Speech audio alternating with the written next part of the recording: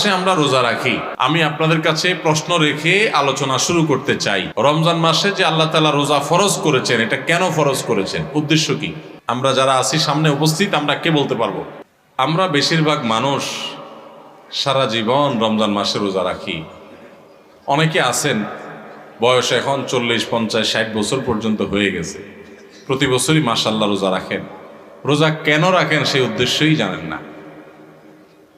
তাহলে কিভাবে আপনার রোজার উদ্দেশ্য আপনি সফল কাম হতে পারবেন?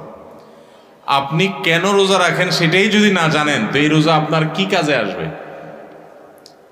ভাইরা আমার, বেশিরভাগ ভাইয়েরাই সঠিক উত্তর দিয়েছেন আলহামদুলিল্লাহ। আল্লাহ সুবহানাহু ওয়া তাআলা কোরআনে কারীমে বলেছেন, কুতিবা আলাইকুমুস সিয়াম, তোমাদের উপরে রমজানের রোজা ফরজ করা হয়েছে। কামা কুতিবা আলাল্লাযীনা মিন ক্বাবলিকুম, যেমন তোমাদের পূর্বে যত জাতি এসেছে পৃথিবীতে সবার উপরে রমজানের রোজা ফরজ করা হয়েছিল। তো একইভাবে তোমাদের উপরে রোজা ফরজ করা হয়েছে। সবার উপরে রোজা ছিল আর তোমাদের উপরেও রোজা ফরজ করা হয়েছে।